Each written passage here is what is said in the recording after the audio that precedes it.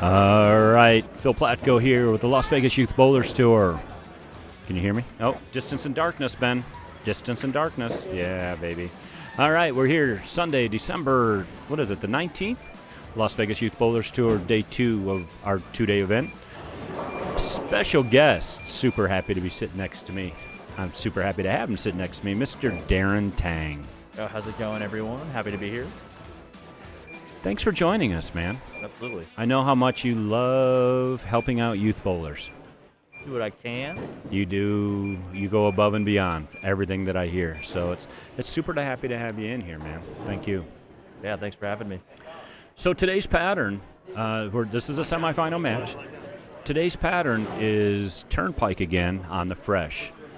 So very difficult pattern. Again, we only had one person plus today, and that's Mr. Manny Farrell out of Utah, Pleasant Grove, Utah. So it's good to have him in town. Been a lot of fun, very difficult.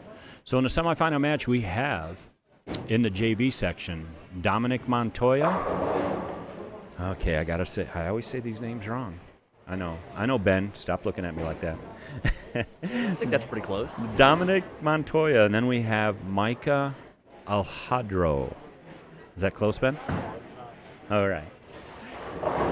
Darren, please feel free to reach in every time I say these names wrong. Definitely, I won't.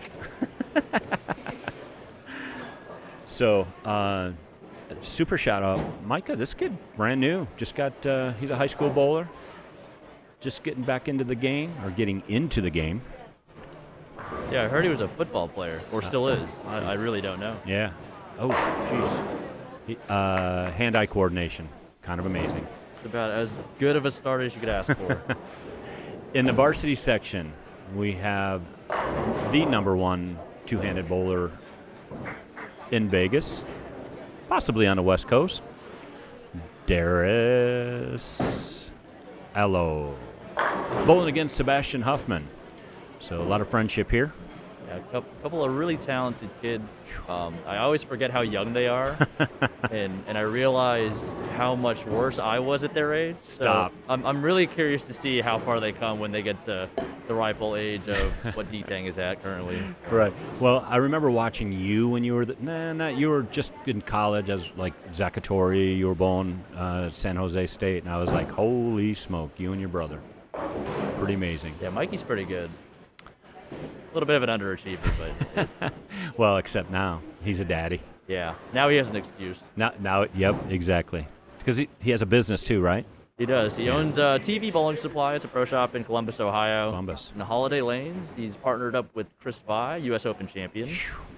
My best friends. We are Bowl DMC all together. DMC. Is that what it is? Yeah. Okay. Bowl DMC. I love it. Mm-hmm. That's awesome. We do have T-shirts actually on thehousebowling.com. So if anyone's interested in repping Bowl DMC, or anyone in the house for that matter, thehousebowling.com is where it's at. Awesome.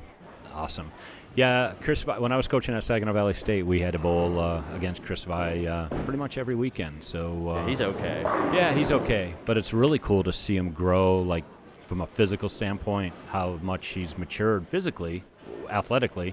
He was always athletic, but man, it's awesome watching you guys bowl. I think I'm even more impressed with how far he's come along mentally, because I've been rooming with him since the beginning of our, I guess, tour life. Mikey and Chris went out on tour a year after I did. Okay. And it was tough. We all come from a place where we thought we had some success. We got out on tour, and it's really tough. Bowling the best in the world, and then not having the same success or even tasting it makes it really tough on you, because you're just in an unfamiliar, I guess, atmosphere. And again, isn't it all? It's physically all you guys are really talented. It just comes down to the mental part of it. So Absolutely. I'm glad that you brought that up. So with Mikey and Chris and myself being as hard as we are on ourselves, it was really hard for us to move past that. But Chris has definitely made some really big strides, and that's the biggest reason why he's had the success he's had this past season. Yeah, that's awesome. So now that I got you sitting next to me, man, I always love watching you bowl. So that makes one of us. I just love I love you and your brother's physical game, but you're definitely at a level that it's fun to watch. So I got a question. Yeah. What's your favorite new ball now? The people are not going to like this. I try not to have favorites. Okay, hear me out. Oh, nice shot, Daryus. Really nice try there. So I try not to have favorites because then you become impartial to throwing a specific bowling ball. And that can sometimes trap you. Yeah. So I try to stay as open-minded as possible and throwing the options that look the best at that time. Motion, motion, motion. Right. So again, I kind of tell my kids that, and that's a really good answer. They're like, "Oh, I love this color. I love this. I love what this ball does." But I want them to fall in love with the motion, not necessarily the ball. Yeah. So, but I know you're a urethane guy. How's the new UC3 working out for you? You did ask what my favorite ball is, and I gave you the answer I did. Okay. But I have been throwing that ball a lot. Yeah. That's like a cheater ball, man. There's something crazy about that. Yeah, we really didn't know what to think about it at first. We weren't sure if it was going to be good or not. Our last asymmetric urethane ball at a Storm wasn't fantastic, Right. Mm-hmm. But they made some adjustments, and it's been good across the board. Yeah. House shots, patterns, whatever the case. I've been throwing it on everything. Yep. Yeah. Oh, Daryus. He almost picks up a split, turns around, kicks out the 3-6-10. And sometimes they come back. It's karma. Yeah. Karma. Got a little unlucky on the 210, but got a nice break there. So. It all evens out. Didn't you bowl with those guys last week in Arizona? I did. It was a lot of fun. We bowled a doubles. I bowled with Daryus, actually. Yeah. We bowled pretty well. Then we bowled a team event. It was Daryus, his younger brother Jairus, Mason, and Earl. And we struggled a little bit, but we had a lot of fun. Yeah. So that's what it's really all about. Make sure you're out here and enjoying yourself. And it gets really tough when you lose sight of that. Yeah. When you stop enjoying it, it gets really hard to just be here, improve, and whatnot. And Sebastian throws it right back in Daryus' face. So got a pretty close match here so far. Good call on that. And you know what? I threw Darius' little brother physically in the last few weeks gotten a lot better, and Dad said that you've been kind of working with him a little bit, giving him some pointers. I haven't even really been working with him physically. Like, I saw him throw a couple of shots about a month and a half ago, and I hadn't seen him bowl in a while. And I was like, wow, he throws it way better than Daryus. Oh, jeez. No pressure. No, he's got a lot. He's very talented, and he's got a lot of potential. But he's still young. He still just wants to have fun and do his thing. So. But again, just physically, just the last couple of weeks, he totally said, well, regardless, if you haven't been working with him physically, your name came up. So again, look, dude, at your level of what you do and how good you are with these kids, they look up to you, and when you say things, it means something to them. So he's posting shots now. He's looking better at the foul line. So this is going to be a great bowling family. Yeah, as long as they're enjoying it, that's the main thing I try to, I guess, put out there for them. Yeah. The knowledge and the improvement, it'll come if they just work a little bit more, a little at a time. Yep. And just enjoying it is the most important thing. Uh-oh, another Brooklyn coming. But yeah, it's Sebastian's 15 now? I think so. 14? Are you kidding Oh my me? goodness, you're lying. He's not going to be 15 for 6 months? Jeez, and Daryus is 14 also. Oh, we're talking about you. We're talking about you guys. In a good way. Oh, of course, we're always talking about you, G. So here we go. Back to bowling. So in the JV section, we've got Dominic Montoya bowling, his friend. Again, high school football players, both super athletic kids. When you look up at the JV section, you see usually a few more mismakeables. So Dominic's here bowling on 55. That really is the biggest difference as you move through the ranks is spare shooting. It becomes better and better, a little cleaner. You don't miss as many. And that's just the natural progression of things. Yeah. Not missing as many spares. And I like to see bowling and golf kind of as the same. It's about damage control. And the better players may not strike more than your average player. They just make less mistakes. Great call. Really good call. So now that I know that you golf, when we're not running this tournament, I'm out golfing on Sundays all year long. I might have to take you up on that offer. Yeah, it's. I haven't played in a while. It's all right. I'm a double-digit handicap. I suck, but now that I can't bowl anymore, I just coach and golf. That's a nice ball change right there from Seabass. Good call. Yep. Having all these young kids is just awesome. But Dominic's only started bowling about 5 months ago. Okay. Yeah. That's not bad at all. Bishop Gorman football player and now bowler. So great family. Just amazing support system. So, but what we're doing here in Las Vegas is cool, and I'm just happy to. When Ben said that you'd like to jump in on this live stream, I'm like, man, I've just heard so many good things about all of our kids. Just bring your name up. I get pretty excited about it. But. I think it's just YouTube. All the kids are on YouTube. Yeah, they are. We need a few more subscribers on our LVYBT 300 YouTube page. I'm going to try to catch up. He got that in. Ooh, that's a tough break right there. Only getting 6, leaving that 9 pin right behind the 3-6-10. All right, let's go into some advertising. So I want to thank you, coolwick.com, supporting us, LVYBT10 for our discount code. Darren, take over from here.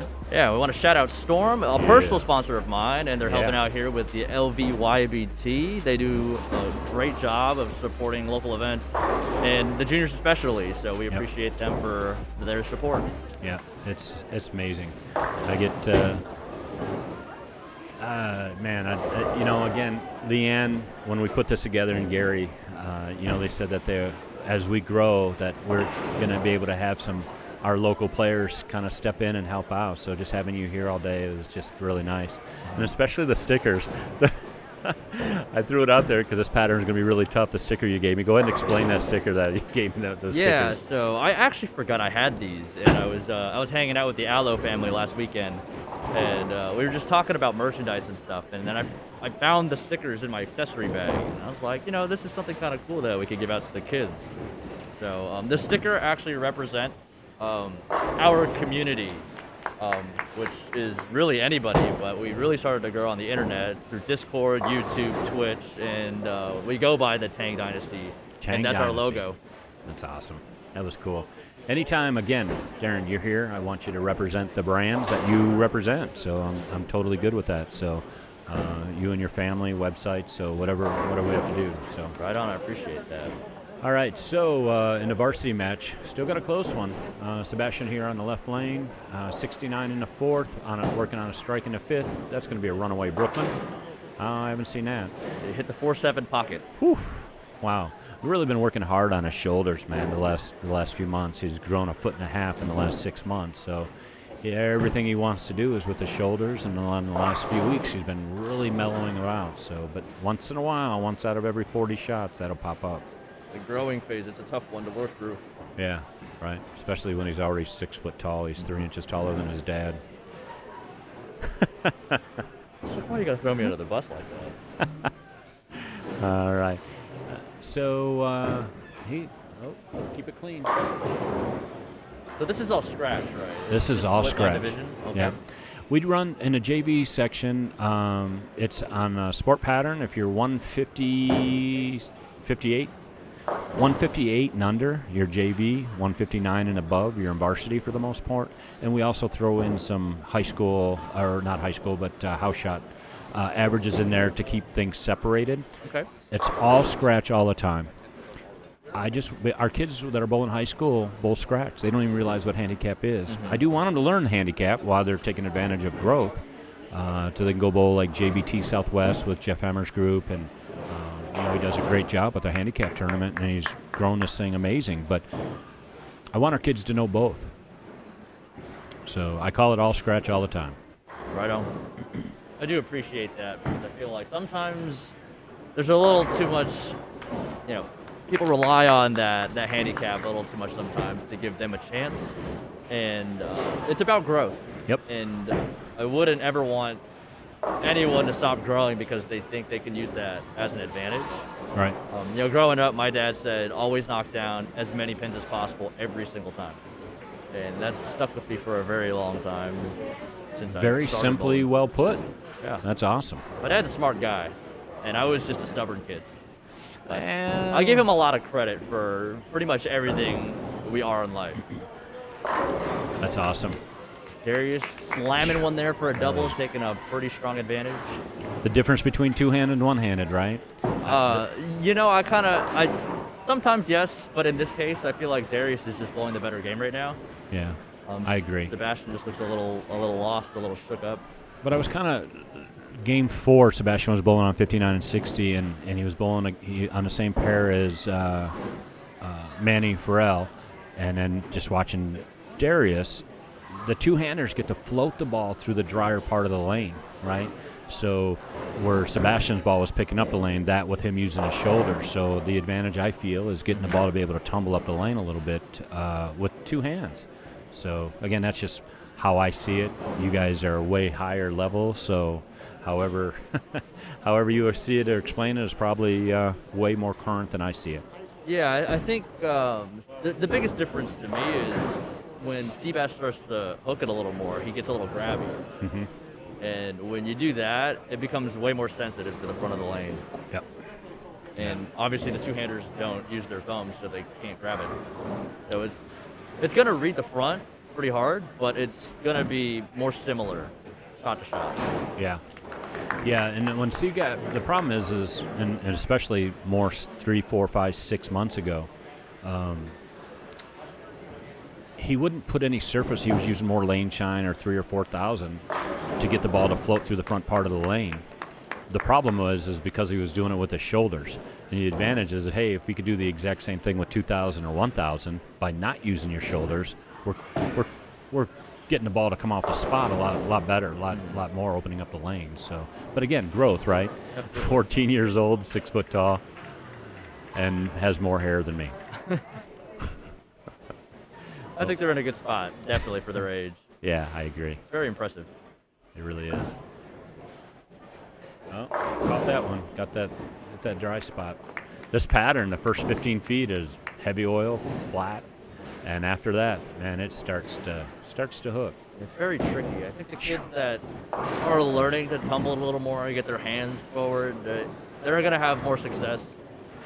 Most people think they need to get their hand around it really quick, turn their hand over the ball to make it hook, and that's really not the case. So growing up, as you get older, as you start to learn to roll the ball and then try to hook it, you start to see a bigger difference in how your ball reacts to these flatter patterns.